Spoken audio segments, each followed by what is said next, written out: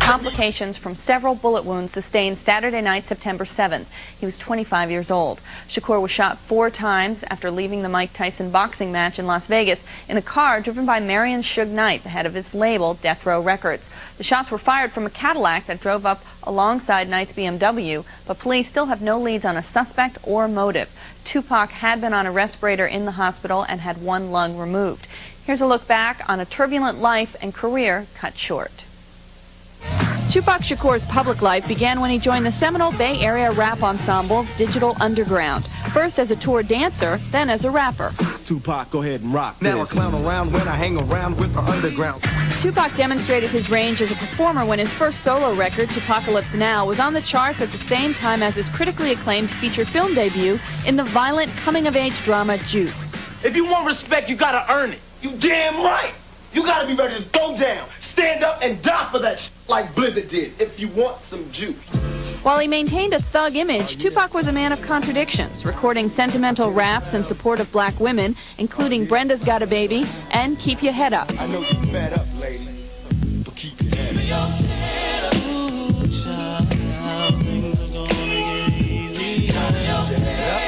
Because I was raised by a woman half my life and then thrown to the streets, it's like I got the woman side, then I got real rough, manly values like forced on me.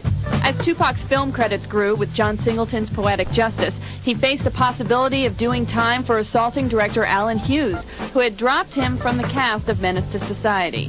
If I have to go to jail, I don't even want to be living. I want to just cease to exist for however long they have me there. And then when I come out, I'll be reborn. You know what I'm saying? I'll be taking less problems. And my mind will be sharper and the venom will be more potent. You know what I'm saying? So they shouldn't send me there.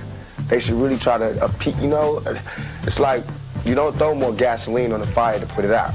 What followed was a cross-country tour of courtrooms and jailhouses, 10 days in a Michigan prison for assaulting a fellow rapper with a baseball bat, an arrest for allegedly shooting 2 off-duty Atlanta police officers in which charges were eventually dropped, and sexual abuse, sodomy, and weapons charges in New York City.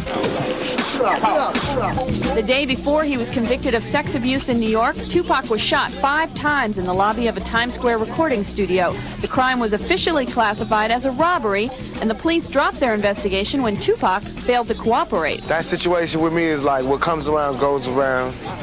Karma, I believe in karma, I believe in all of that. I'm not worried about it. You know, they miss. I'm not worried about it unless they come back.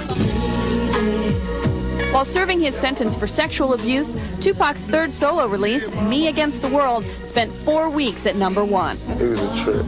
Every time they used to say something bad to me, I go, that's all right, I got the #1 record in the country. After 8 months, Tupac's case was appealed, and Death Row head Suge Knight promptly bailed Tupac out of jail and took the opportunity to sign him to Death Row Records. If you come to Death Row, you will see your art brought to a bigger plateau, and you will be paid one of these days. Death Row.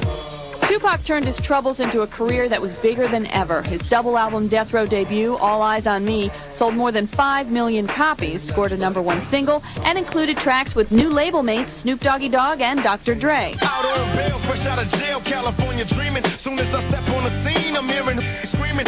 With 3 years past since Snoop's last solo release and the departure of Death Row co-founder Dr. Dre to start his own label, Tupac became Death Row's artistic centerpiece, as well as its biggest mouthpiece.